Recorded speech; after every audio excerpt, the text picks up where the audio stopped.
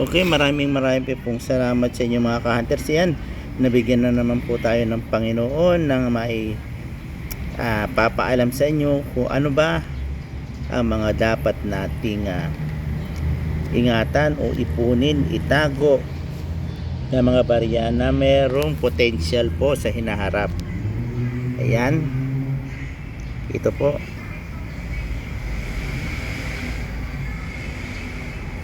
Ito po ang dalawa na ito. Ito po yung isa. Pakita ko po yung isa ha. Ayan po, ito po ay 2025. So focus lang natin ha. Ito po ay 2025. Kung nais nyo pong magtabi ng mga coins na may taong 2025, dahil ito po ay common na ha, common. Kaya lang ang sinasabi ko po sa inyo ay yung magandang kondisyon po, may luster, basta kumikinang, itabi nyo po yan. At in the future po, pwede pong magkaroon ng mataas na halaga, kasi ang mga kolektor po ay bumabase sa kondisyon ng mga hawak nating barya kung ito ay common.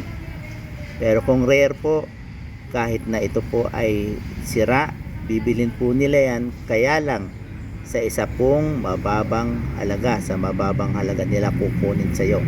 Pero kung napakaganda po ng kondisyon ng bariyang hawak nyo, hindi po nila bibilhin yan sa mababang halaga, at hindi nyo rin naman po ibebenta ito sa mababang halaga dahil nga po sa kondisyon. Okay, yan po, kung magtatabi po kayo ng 2025 na barya, itong piso po, new generation currency, yan.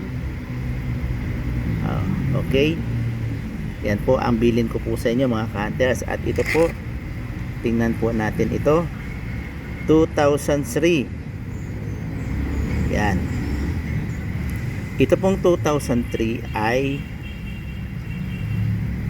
meron po ditong mga hard to find. Ano po ba ang hard to find? Kagaya po niyan, nakikita po ba niyo yan? Yung maputi-puti po na yan, ito po ay isa sa mga hard to find ng 2003. Kasi tatlong uri po ang 2003. Isa po yung may luster na ganito, na isa sa mga rare or hard to find. Yan, 2003. At yung isa naman po ay magnetic. Yung isa naman po na 2003 ay hindi magnetic. Ito po magnetic po to, ang pagkakaalam ko. Wala akong magnet dito eh. Kulang ang aking kwan. Yan. Kaya ba makikita nyo naman po yan kung may yan. Nakikita nyo po ba yung maputi-puti niya pag ginagalaw nyo po? Frosted coin po ng 2003, hard to find. At kung maganda ang condition po, tabi nyo po. Ito sa akin, extra fine, maganda pa ang condition nito. Hindi pa ganong may sira po siya, may damage, pero hindi siya ganong may damage po. Kukunti po ang damage niya. Yan, yan, naguhit niya, makikita nyo doon sa may bibig. Yan puti-puti po na yan, yung maitim-itim na yan, mga mancha lang po yan, malilinis po yan. Yan. Yan po ang kuha ko sa inyo dito sa 2003. Kaya ito po, dito po nagkakaroon ng transitional error dito sa 2003. Kasi dito po naghiwalay yung magnetic at saka hindi magnetic. Okay? Kasi po yung isa copper, ano bang panong isa, kaya hindi siya magnetic kasi meron po siyang, kalimutan ko na ano ba tam, ang hirap ng tumatanda, nakakaging kalimutin. Kasi yung mga bago po na gawa nito, kaya magnetic siya, kasi po siya steel na po siya, bakal na po siya, kaya siya dumidikit na sa magnet. Plated steel nga po sabi niya.